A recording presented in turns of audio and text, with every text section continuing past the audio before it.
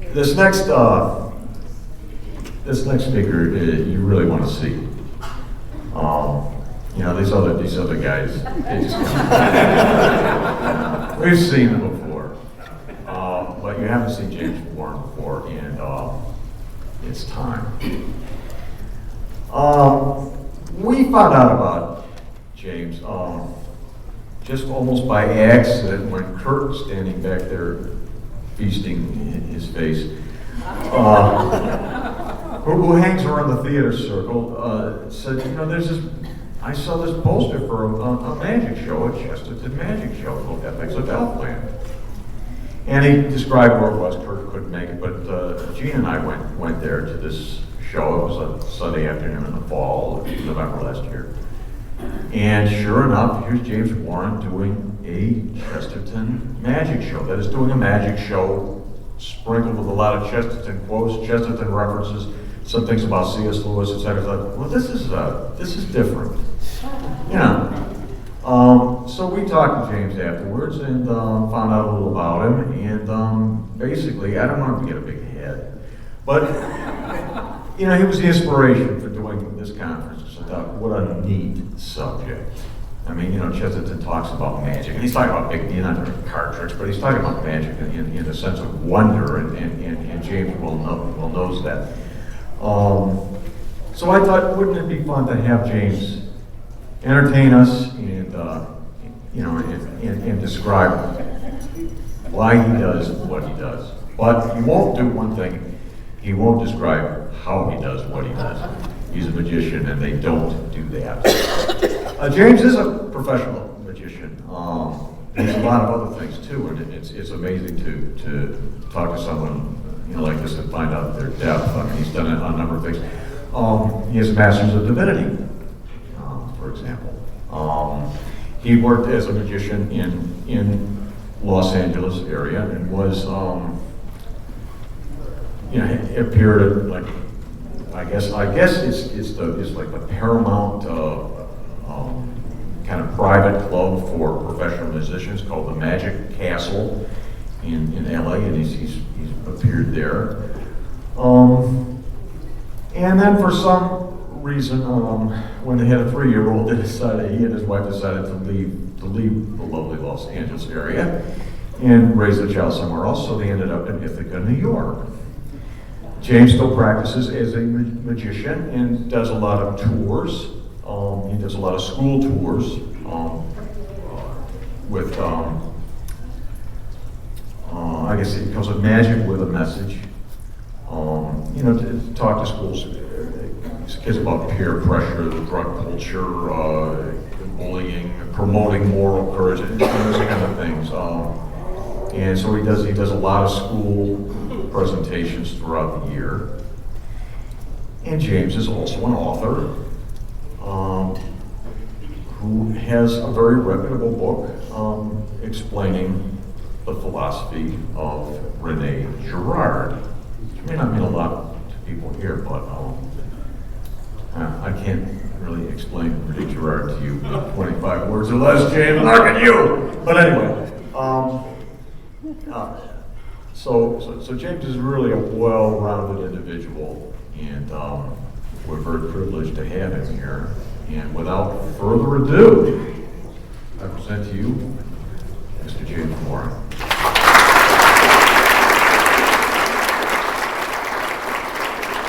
Thank you. All right, thank you, Lou. So let me put my little gizmo on. Ooh. This is nice. Voila, my first trick.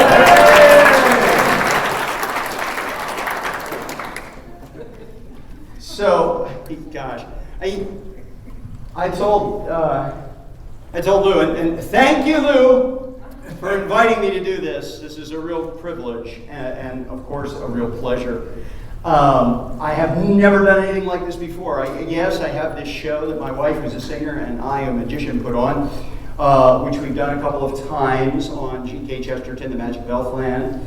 But I'm not doing that show for you now. Lou wanted me to come and do a presentation, be a keynote speaker, maybe throw in a couple of tricks, which I am going to do. I hope you weren't expecting a full evening magic show, folks. Not yet. You'll have to come see me some other time for that. But you will see a little bit of magic today. But thank you for inviting me to do this. It was fun getting ready for it, and I hope you guys enjoy what I have to say. I told Lou earlier, I can't believe the 2 acts that I have to follow, though. I mean, gosh, the only saving grace for me is that I don't come after the entire triumvirate. You know, Kevin, Joseph, and Dale. At least one of them comes after me. But I will do the best I can now. Because I do not do this kind of thing very often, I will be more tied to my notes. As a matter of fact, they're not notes, it's an essay, and I'm going to stand here and read it, folks. Like it or not. But I am going to introduce some variety, so I think it'll all work out okay. You know what? I'm going to start with something mysterious. How about it? Let's see. Raise your hand if you play cards. You play cards, sir? Do you know how many cards there are in a deck? 52, that is correct. Do you know what the 4 suits are? I don't mean seersucker. I'm not talking about that guy. Do you know what the 4 suits are? What are they? Hearts, clubs, spades, and Diamonds. That's exactly right. You are the man. Give him a round of applause when you come up here. Yes, come up here. Right on up. You're going to help me out. You will not be embarrassed, I promise you. Your name is Scott. How did I know? Here, stand. In my profession, you take advantage of all opportunities. Scott, face me directly. Very good. So Scott, before I do anything, let me show you my wallet. Because inside my wallet, I don't know if the audience can see, but you certainly can. You'll notice that I have a couple of business cards. I do parties. Scott. And also, yeah, you can hand them out for me later, sure. And also I have this. Now this is a dollar bill. This is a very special dollar bill, Scott. I'm showing it to you before I do anything else. This is the first thing I want you all to clearly see the dollar bill. I will put it back in the wallet, but remember that I showed it to you at the very beginning, okay? The wallet goes back in my pocket, so I can't get to it until we're ready. Now, Scott, would you do me a favor and take this deck of playing cards? Oh, Scott. For God's sake. I'm on a timer that's going to explode here, buddy, in 45 minutes. Okay, so you have the cards? Good. Now, I want you to sort them out into red and black so that all the red cards are in one hand and all the black cards are in the other. God, that was amazing. Okay, so you've got all the black cards in one hand, all the reds in the other. Now, Scott, I want to show this audience something they will never, ever have the opportunity to see again. This is called psychic karate. I'm probably the only person on the face of the planet that can do this, Scott.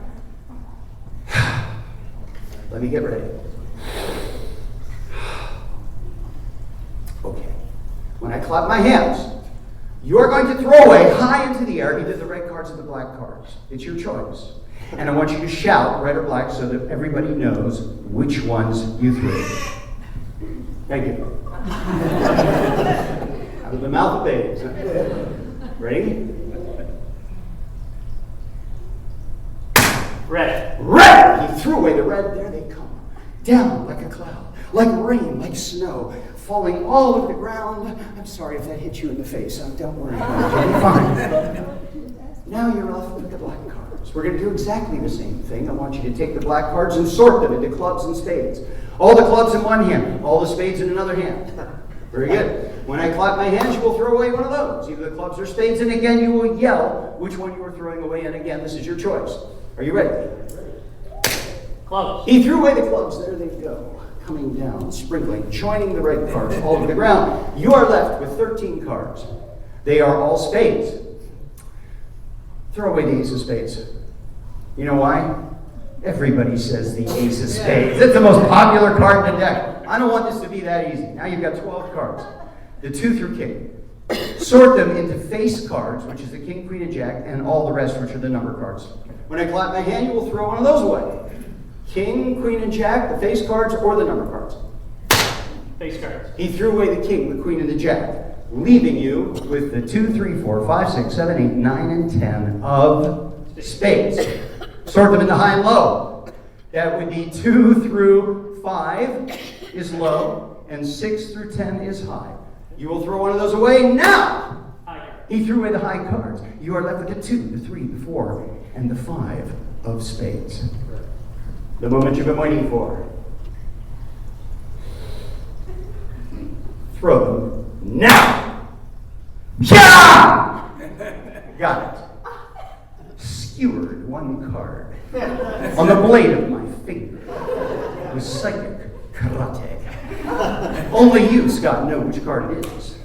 It is either the 2, 3, 4, 5 of spades. Which one is it, Scott? The 4 of spades. Oh, it's the 4 of spades. Scott, you may keep that. I will autograph it. You can sell it on eBay and make a lot of money. Yes! Thank you very much. Oh, now, Scott, the 4 of spades. Now, I want you to think about this. You stood here and made a series of choices, did you not? Free choices. You chose to throw away the red cards. Then you chose to throw away the clubs. Then you chose to throw away the face cards. Then you threw away the high number cards. And finally, you chose the 4. Bringing us finally down to the 4 of spades. Is that correct? That is a fair summary of what just happened, is it not? Ladies and gentlemen, I would like to show you what I have in my wallet because there's something very special about the dollar. Wait a minute, before I show you that, Scott, you reach in there. Take out a business card. That's because I want you always to remember the name of the man who subliminally manipulated your mind and made you think of the 4 of spades, because before I even came to this conference, I took a black marker, and on the inside of my dollar, I wrote the name of one playing card out of 52 possible cards. And the card that I wrote 4 of spades. was the 4. Give Scott a round of applause. Thank you very much, Scott. Good job. Thanks for having me.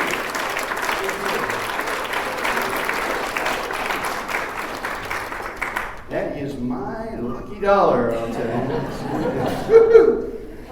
That actually works 1 out of every 52 times.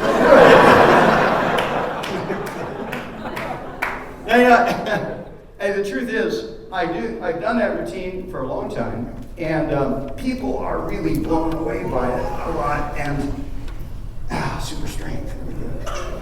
And actually, over the years, I've had some funny responses to that. I've had a couple of people say, "That drives me crazy." I've had a couple of people say, "I can't handle this," and literally walked out of the room and wouldn't watch anything more because it evidently messed with their sense of reality a little too much, a little too impossible. And interestingly, Chesterton wrote a play called Magic. And in that play, one of the characters is a young man who's very scientifically minded. I think he's just returned from America, where he's got all excited about, science and empiricism and so on. And this young man is absolutely flabbergasted by the trick that a conjurer does. The owner of the estate has invited this magician to come and put on a magic show.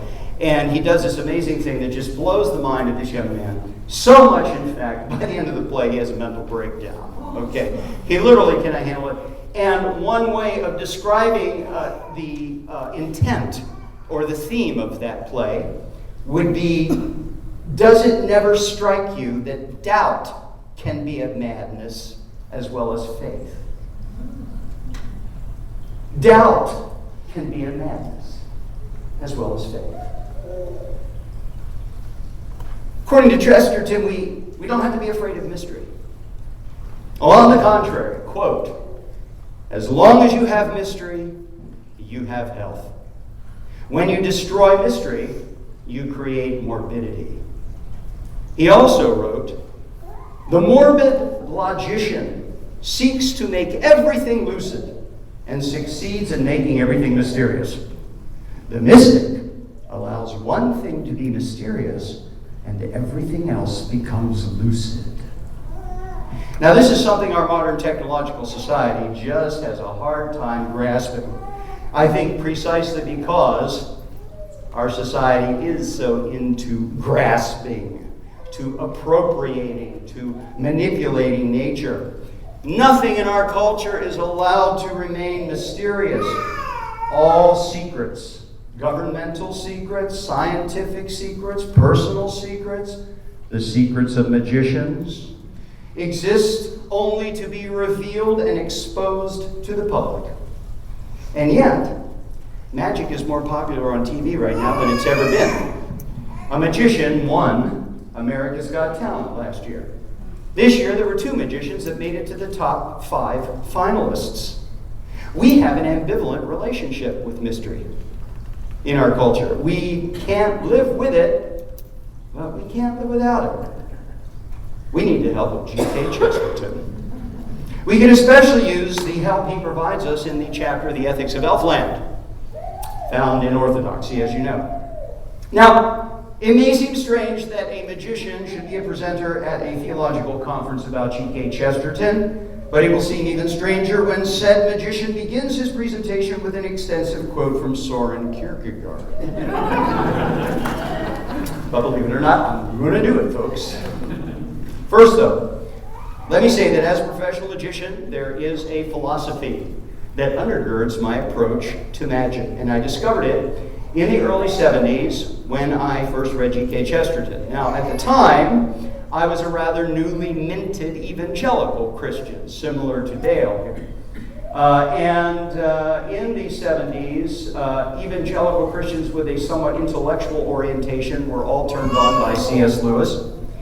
And I started reading Lewis. And of course, through Lewis, as you already know, I became introduced to Chesterton, who was influential in Lewis's conversion, specifically through the book The Everlasting Man. And that's what I did after reading a bit of Lewis, finding out about this. I picked up The Everlasting Man, and the rest was everlasting history for me, because I was delighted. And then I went on to read Orthodoxy, and there I discovered the chapter, The Ethics of Elfland. And of all the words I have read over the last many decades, and they have been millions of words, I think I can honestly say that the Ethics of Elfland chapter remains my favorite piece of literature. It was here that I discovered the philosophical foundation for my performance of magic. Now back to Kierkegaard. Chesterton probably never read Kierkegaard, whose writings were not translated from Danish into English until a bit later in the 20th century. Nevertheless, Kierkegaard offers us an excellent avenue of approach to the Ethics of Elfland. For in his book, The Sickness Unto Death, Kierkegaard analyzes the human condition. And in one section, he makes abundant use of the twin categories, possibility and necessity. On the one hand, he says, ourselves are constituted and conditioned by certain necessities. Necessities of birth, necessities of genetics, necessities of language, of morality, and 1,000 other forces and elements that determine and limit us. Right? But on the other hand, we are creatures of imagination. We can visualize ourselves in 1,000 different ways. We can grasp untapped potential. We can symbolize our experience infinitely. We can change and transform our lives. Spiritual and mental health, Kierkegaard says, depends upon our balancing these 2 aspects of our nature. Too much possibility leads to a sense of unreality, a lack of self-definition, becoming a jack of all trades, master of none, becoming lost in fantasy. Too much necessity, on the other hand, can lead to depression, a coercive sense of fate, constrictive and narrow thinking and living. Now, if I were an alchemist, and I was trying to boil down the ethics of Elfland into its fundamental elements, I think they would be three: possibility, necessity, and gratitude. GK gives us a wonderful picture of precisely the balance of possibility and necessity that Kierkegaard is talking about, with gratitude being the result. Now, to unpack that picture, I'm going to focus first upon the problem Chesterton confronted in the modern world, which he addresses in the chapters just before the Ethics of Elfland. That problem, expressed in the terms that I'm using here, was a problem of too much necessity and too little possibility. First, let me give you my Kierkegaard quote. This describes the person who lacks a sense of possibility in life. Quote, "This is the battle of faith, battling madly, if you will, for possibility, because possibility is the only salvation. When someone faints, we call for water, eau de cologne, smelling salts. But when someone wants to despair, then the word is, get possibility. Possibility is the only salvation. A possibility, then the person in despair breathes again. He revives. For without possibility, a person seems unable to breathe. The believer has the ever-infallible antidote for despair: possibility. Because for God, everything is possible at every moment. This is the good health of faith. The determinist, the fatalist, is in despair and has lost his self, because for him, everything has become necessity. He is like that king who starved to death because all his food was changed to gold. Personhood is a synthesis of possibility and necessity. Its continued existence is like breathing, which is an inhaling and exhaling. The self of the determinist cannot breathe, for it is impossible to breathe necessity exclusively, because that would utterly suffocate a person's self. Possibility is for the self what oxygen is for breathing." Unquote. What disturbed Chesterton about the world that he confronted as a young man was that people had abandoned faith, which meant that they had abandoned possibility and abandoned God, the one to whom all things are possible. Chesterton says, quote, "I found the whole modern world talking scientific fatalism, saying that everything is as it must always have been, being unfolded without fault from the beginning. The leaf on the tree is green because it could never have been anything else." In other words, Chesterton's contemporaries had lost faith in possibility. They reckoned themselves living in a cosmos where everything was determined by pure necessity. This determinist view directly contradicted Chesterton's own sensibility. A sensibility, he tells us, that was nurtured in him as a child by his exposure to fairy tales, which, despite their imaginative quality, or perhaps precisely because of it, tell us some very true things about the nature of reality. Now, first and foremost, fairyland presents us worlds pregnant with possibility. Quote, Chesterton, "The fairy tale philosopher is glad that the leaf is green, precisely because it might have been scarlet. He feels as if it had turned green just an instant before he looked at it. He's pleased that the snow is white on the strictly reasonable ground that it might have been black. Every color has in it a bold quality as of choice. The red of garden roses is not only decisive, but dramatic, like suddenly spilt blood. He feels that something has been done. But the great determinists of the 19th century were strongly against this native feeling that something had happened just an instant before. In fact, according to them, nothing had ever really happened since the beginning of the world. Nothing ever had happened since existence had happened. And even about the date of that, they were not very sure. From fairy tales, Chesterton tells us, he learned to see the world as a fresh and startling miracle. Everything in it is a miracle because everything expresses a possibility considered and either accepted or rejected by God. The world we live in is not the necessary expression of a dead mechanism of cause and effect. It might have been otherwise. We might have been otherwise. We are expressions of God's possibilities. For this reason, fairyland is also full of magic. For magic is the art of the possible. The task of the magician is to create possibility from a set of impossible conditions. That's one of the best definitions of magic I've heard. The task of the magician is to create possibility from a set of impossible conditions. For example, if I were to tear the newspaper in half, everybody see here? If I were to rip the newspaper in half, I have just created an impossible condition, barring me from healing this newspaper, from putting this newspaper back together, because I have torn it in half.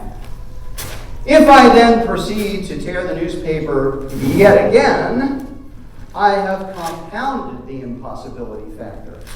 And with every subsequent tear of the newspaper, I create a more and more stringent set of impossible conditions.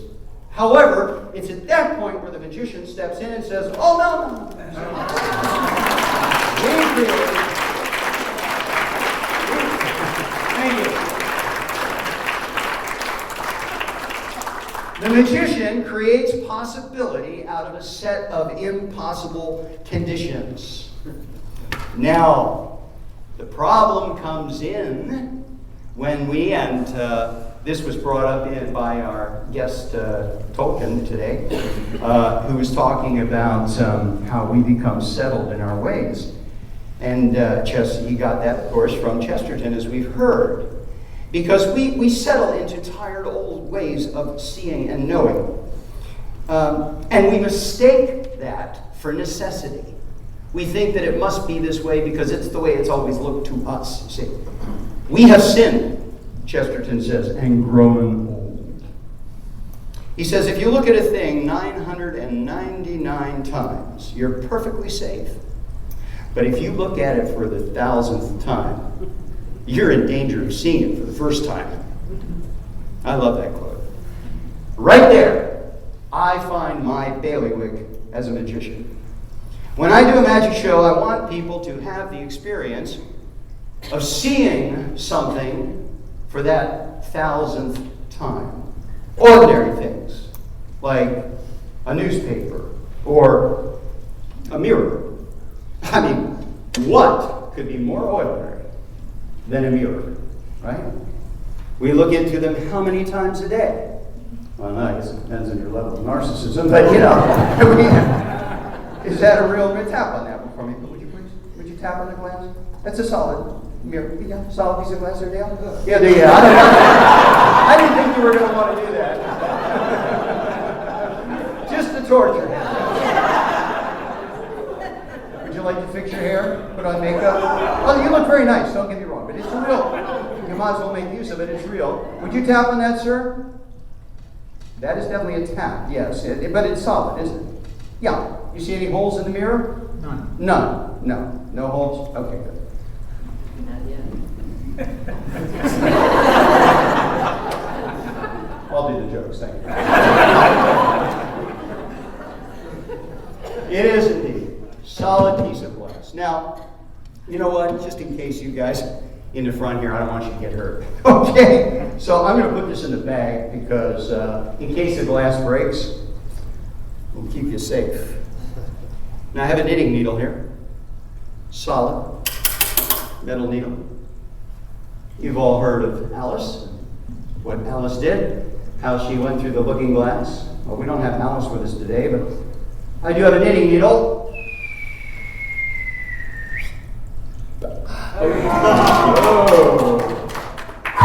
Yeah! Oh, I get carried away. Yeah! Brings out my violent tendencies sometimes. Now, the strange thing about this, I must say, it's a bit unusual, but it always kind of freaks me out when I realize that the only thing inside this bag here is a solid piece of glass with no holes in it.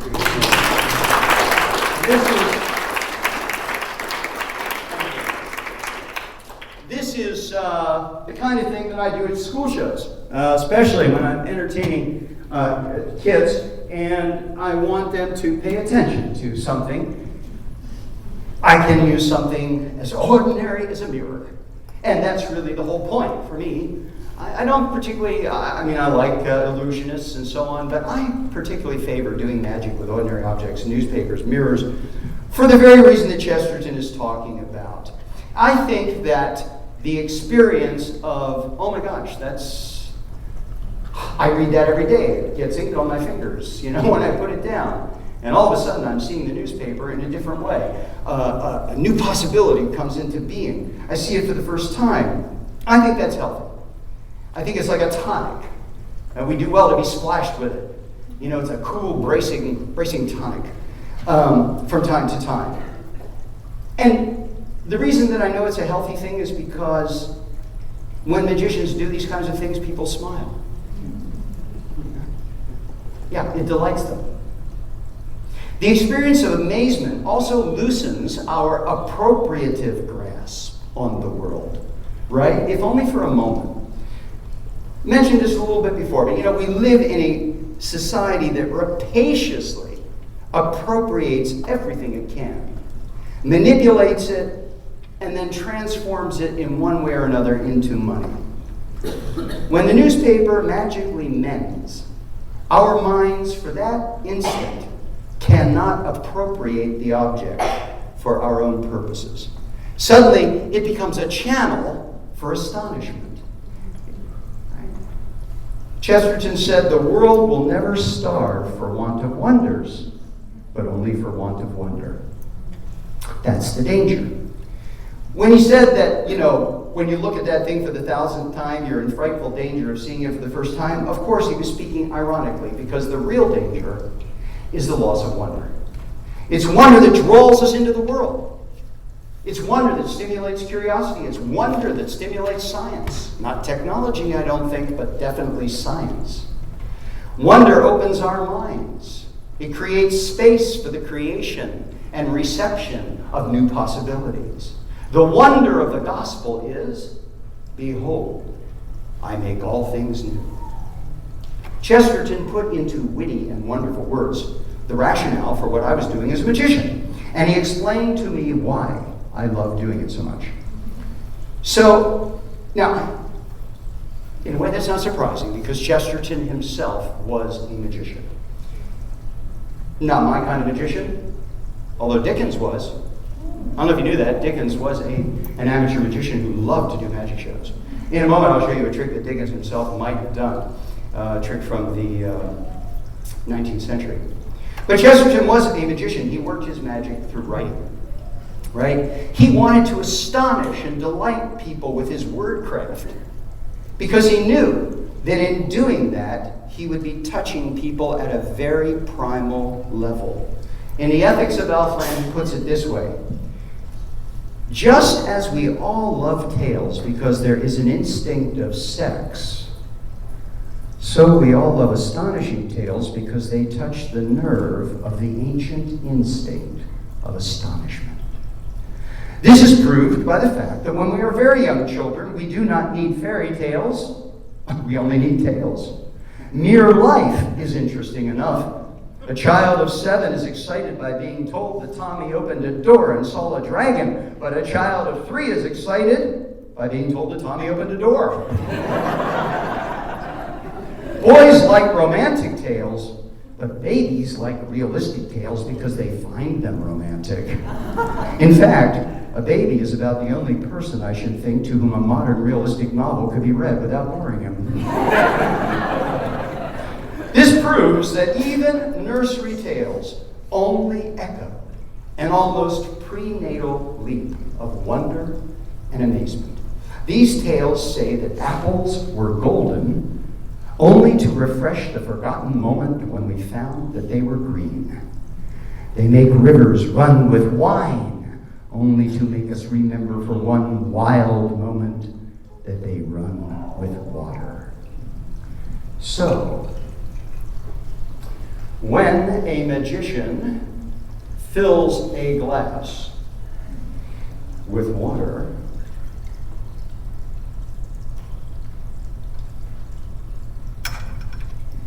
and then takes paper and covers the glass with the paper, let me move this away from the table, and then inverts the glass like this.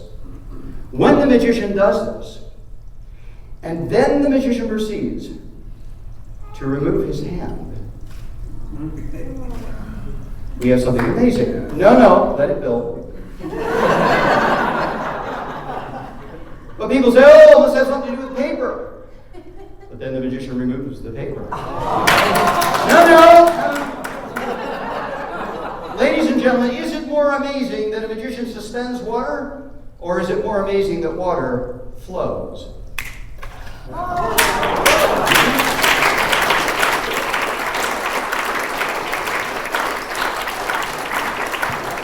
Thank you. That is Chesterton's whole point. And in fact, he makes the point about water itself at the end of the quote that I'd like to read you now, which is one of my favorite quotes from the Ethics of Elfland. Take it away, GK. When we are asked why eggs turn to birds or fruits fall in autumn, we must answer exactly as the fairy godmother would answer if Cinderella asked her why mice turned to horses or her clothing fell from her at 12 o'clock. We must answer, it's magic. It is not a law, for we do not understand its general formula. It is not a necessity, for though we can count on it happening practically, we have no right to say that it must always happen. It is no argument for unalterable law, as Huxley fancied, that we count on the ordinary course of things. We do not count on it. We bet on it. We risk the remote possibility of a miracle, as we do that of a poisoned pancake or a world-destroying comet. We leave it out of account, not because it is a miracle and therefore an impossibility, but because it is a miracle and therefore an exception. All the terms used in these science books, law, necessity, order, tendency, and so on, are really unintellectual because they assume an inner synthesis which we do not possess. The only words that ever satisfied me as describing nature are the terms used in the fairy books: charm, spell, enchantment. They express the arbitrariness of the fact and its mystery. A tree grows fruit because it is a magic fruit. Water runs downhill because it is bewitched. The sun shines because it is bewitched. So my little trick with the water in the glass, simply a metaphor. The entire created order is a symphony of astonishment. The magician is just making up little tunes in the same key. But let us not therefore belittle the magician's craft, for in playing his little tunes, the magician becomes the virtual image of God. As Chesterton says, quote, I had always vaguely felt facts to be miracles, in the sense that they are wonderful. Now I began to think that miracles, in the stricter sense, that they were willful. I mean that they were, or might be, repeated exercises of some will. In short, I had always believed that the world involved magic. Now I thought, perhaps it involved a magician. And here GK gives his readers a glimpse of where he is leading them, because where there is magic, we must infer the existence of someone who thought up the trick. The Ethics of Elfland is only the fourth chapter in a rather large book written to explain how Chesterton became a Christian believer. Magic is the expression of possibility, and with God, all things are possible. God is the ultimate magician. But at this point, it becomes necessary, pun intended, to point out that magic can become dangerous. Magic is a dangerous game when the magician seeks to annul necessity entirely. For while too much necessity can crush life, pure possibility can vaporize it. Possibility without limit, possibility without law, without necessary constraints, leads to disaster. Here is what Kierkegaard says about the person who has ignored necessity in order to pursue pure possibility. The person who refuses to be delayed or detained by the necessity of any limit or boundary. Quote. And he's talking here about the pursuit of continually pursuing what is possible without paying any attention at all to what's necessary. Eventually, he says, everything seems possible. But this is exactly the point at which the abyss swallows up the self. It takes time. It takes time for each little possibility to become actuality. Eventually, the time that should be used for actuality grows shorter and shorter. Everything becomes more and more momentary, and possibility becomes more and more intensive. The instant something appears to be possible, a new possibility arises. And finally, these phantasmagoria follow one another in such rapid succession that it seems as if everything were possible, and this is exactly the final moment, the point at which the individual himself becomes a mirage. Examples?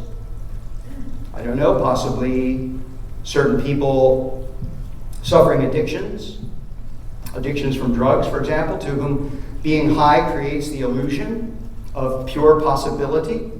I do not have to reckon with any necessities in my life when I am high. It is the case with the moviegoer who cannot live without constant indulgence in the fantasies of 1,000 possible lives, but has in the meantime no idea who he or she actually is, or even what he or she wants or needs in real life. This is also the anarchist who thinks that if you just eliminate all law, everything will work itself out.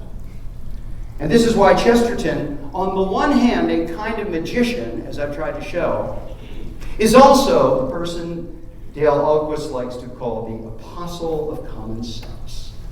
For Chesterton saw very clearly that there are necessities to which created beings are and must be subject. And what we call common sense is precisely that recognition. A politician, for example, must not offend her constituency. That is a commonplace of political wisdom. It is the recognition of a necessity of political life. You can ignore it, but if you do, another necessity is going to take over. The necessity of your political downfall. Common sense is the recognition of the practical necessities of ordinary life. The ordinary man, says Chesterton, has always been sane because he has always had one foot in earth and the other in fairyland. One foot in earth, necessity. The other foot in fairyland, possibility. Sanity lets imagination fly as high into possibility as it wishes, but always with a round-trip ticket. Our possibilities are limited, and we must accept that. In the Ethics of Elfland, Chesterton points out that even fairy tales are not all possibility. On the contrary, they are quite rigorously loaded with necessity, especially in two ways.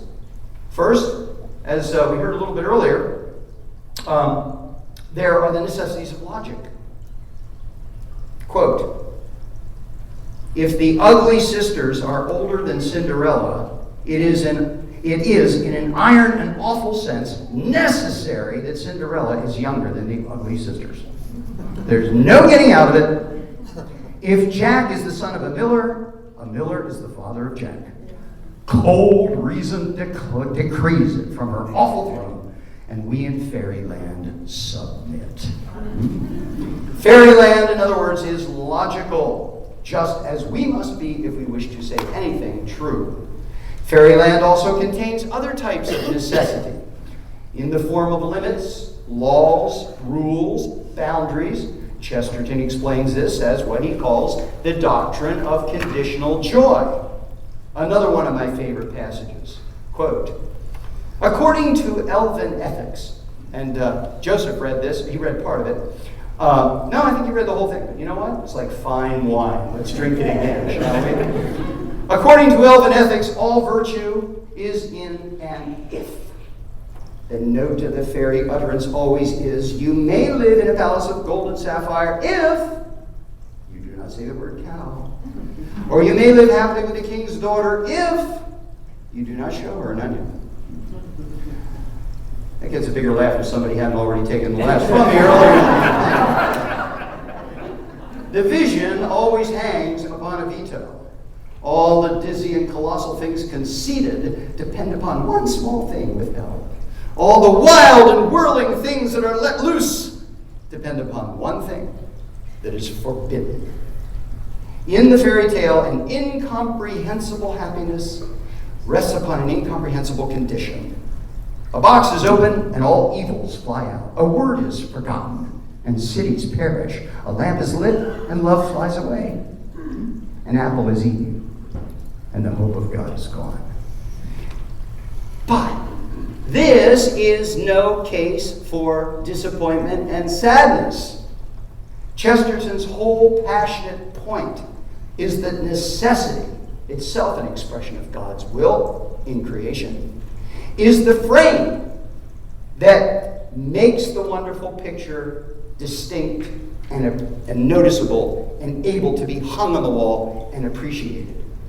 Necessity is the backbone that holds up and structures the glorious physique. It's the no that gives sweet meaning to the yes. It's the rules that make playing the game so much fun. Another quote from Ethics of Elfland. The joy of man, either in Elfland or on earth, the happiness, depended on not doing something which you could at any moment do, and which very often it was not obvious why you should not do it. Now, the point here is that to me, this did not seem unjust. If the miller's third son said to the fairy, explain why I must not stand on my head in the fairy palace, the other might fairly reply, well, if it comes to that, explain the fairy palace. If Cinderella says, how is it that I must leave the ball at 12? Her godmother might answer, how is it that you're going there till 12? If I leave a man in my will 10 talking elephants and 100 winged horses, he cannot complain if the conditions partake of the slight eccentricity of the gift. He must not look a winged horse in the mouth. And it seemed to me that existence was itself so very eccentric a legacy that I could not complain of not understanding the limitations of the vision when I did not understand the vision they limited. The frame was no stranger than the picture. The veto might well be as wild as the vision. It might be as startling as the sun, as elusive as the waters, as fantastic and terrible as the towering trees. For this reason, he continues, I could never join the young men of my time in feeling what they call the general sentiment of revolt. Oh, I should have resisted, let us hope, any rules that were evil, but I did not feel disposed to resist any rule merely because it was mysterious. I could never mix in the common murmur of that rising generation against monogamy, because no restriction on sex seems so odd and unexpected as sex itself. Keeping to one woman is a small price for so much as seeing one woman.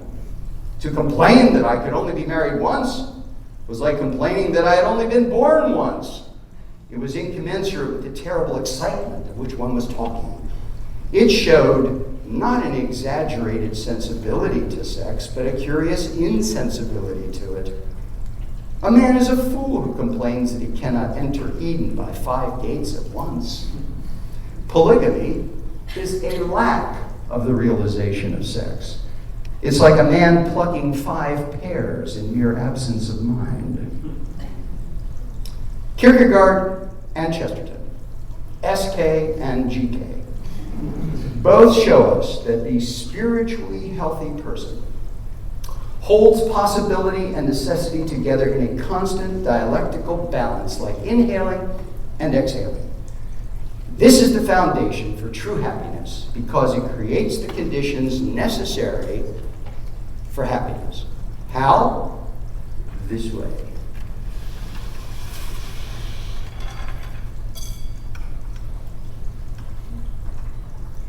My time is up and it hasn't exploded. You got a bug in the system. But that's because Dale gave me permission to go over. Let's see. Hi. Melody.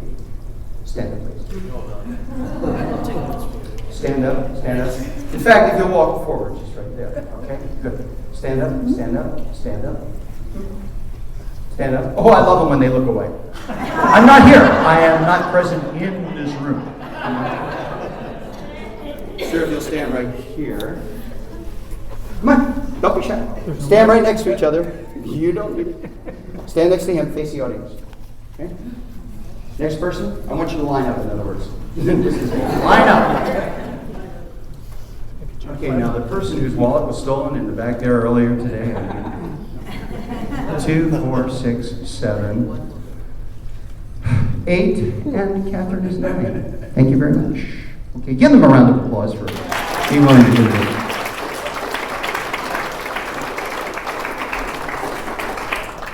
All right, here you go, Catherine. Hold this right in front of you so the audience can see your number. Line it up with Catherine's. Everybody keep your numbers on a straight line, please. What we have here are 9 envelopes. 1, 2, 3, 4, 5, 6, 7, 8, and 9. Perfect. Now, I need my table. Okay. And let's see. What's your name? Your name? What are you, a ventriloquist? That was amazing! You should be on America's Got Talent. You don't have to stand up. Your name is what? Vicky? Victoria? Vicky? Okay. All right, Vicky, you're going to help me with this, but you can mercifully remain right at your seat. Vicky, you see we've got 9 envelopes here. I'm going to collect them. You are going to make a series of choices. Vicky, these will be free choices on your part, okay? And I will explain to you right now what the choices are you have to make. Very simple.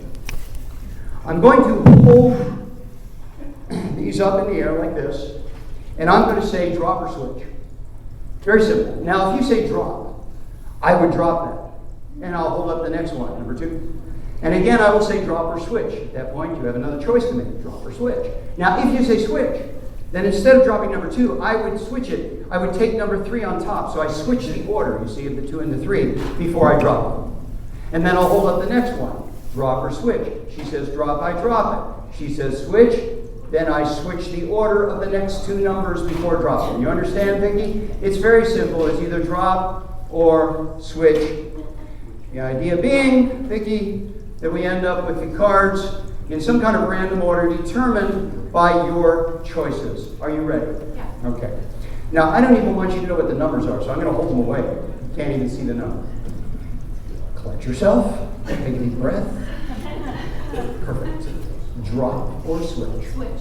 Ooh, she wants me to switch right off the bat. Not a problem. And the next one. Switch. Again. So soon. Okay, I will switch it for the next one. Drop or switch? Drop. Drop. Drop or switch? Switch. Oh, you like a lot of switching there, don't you? All right, we switch. Drop or switch? Switch. Really? Yeah. Are you sure you don't want me to drop the last one? I'm sure. Her choice, all right? Now, at this point, the important thing is, Mr. Magic doesn't touch these, okay? I want them to remain in the randomized order determined by the choices you made, Vicky, as unusual as those choices were. I am going to pick up the table and I'll ask you to take the top one. I don't want to touch it. You take them right off the top as I come down the line.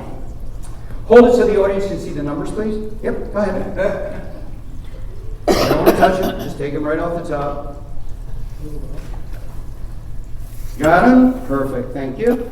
So, Vicki, oh my goodness. Gosh, yeah, you mixed them up already. Okay, very good, Vicki. Well, inside there, you will find a poster board. I want you to just take it out, a little piece of paper. Don't let the audience see what's on it. Okay? Do not let the audience see what's on it. Just take it out and place it on the other side of the envelope. Okay? Make sure the orientation is correct, that you're looking at it the way it should be. Now, Vicki, I would expect, see what you don't know is, inside there, each one of those has a letter of the alphabet. Mm-hmm. And based on the choices you made, I would expect when they turn this around, we're going to see some kind of total nonsense, you know. But wouldn't it be amazing if the choices Vicki made turned out to spell the topic with which I will end my presentation? Would that be amazing, Vicki? Yes. Oh. I don't walk on water. This is as good as it gets, Vicki. My name is James, not Jesus. Are you ready, guys? On the count of three, you're going to turn it around. I want everybody to know that now we are going to talk about 1, 2, 3, gratitude. Well done, Vicki. Good choices. Good choices. Oh, thank you, guys. You can back to your seats. Thanks for helping me out. Thank you very much. All right. So, as Joseph did, I'm going to do the same thing. I want GK to be pretty much have the last word. So let me read you something that GK says about gratitude, because as I said a couple minutes ago, possibility and necessity, when we have the right balance of both of those in our lives, they create the conditions for happiness, because that creates the condition for gratitude. And Chesterton said that gratitude is the test for true happiness. Here's an extensive quote. I have said, Chesterton speaking now, I have said that stories of magic alone can express my sense that life is not only a pleasure, but a kind of eccentric privilege. Another book, always read in boyhood, Robinson Crusoe, owes its eternal vivacity to the fact that it celebrates the poetry of limits. Necessity. It celebrates the poetry of limits, nay, even the wild romance of prudence. Crusoe is a man on a small rock with a few comforts just snatched from the sea. The best thing in the book is simply the list of things saved from the wreck. The greatest of poems is an inventory. Every kitchen tool becomes ideal because Crusoe might have dropped it in the sea. It is a good exercise in empty or ugly hours of the day to look at anything, the coal scuttle or the bookcase, and think how happy one could have been to have brought it out of the sinking ship onto the solitary island. But it is a better exercise still to remember how all things have had this hairbreadth escape. Everything has been saved from a wreck. Every human being has had one horrible adventure as a hidden, untimely birth that he had not been, as infants that never see the light. Men spoke much in my boyhood of restricted or ruined men of genius, and it was common to say that many a man was a great might have been. To me, it is a more solid and startling fact that any person in the street is a great might not have been. But I really felt as if all the order and number of things were the romantic remnant of Crusoe's ship. That there are two sexes and one son was like the fact that there were two guns and one axe. It was poignantly urgent that none should be lost, but somehow it was rather fun that none could be added. The trees and the planets seemed like things saved from the wreck. And when I saw the Matterhorn, I was glad that it had not been overlooked in the confusion. I felt economical about the stars as if they were sapphires. I hoarded the hills, for the universe is a single jewel. And while it is a natural cant to talk of a jewel as peerless and priceless, of this jewel it is literally true. This cosmos is indeed without peer and without price, for there cannot be another one. The balance of possibility and necessity leads to healthy spirituality. For in dialectical unity, they create the conditions for gratitude to flourish. I think that both SK and GK would have understood and appreciated Reinhold Niebuhr's Serenity Prayer. God, grant me the serenity to accept the things I cannot change, necessity. Courage to change the things I can, possibility. And the wisdom to know the difference.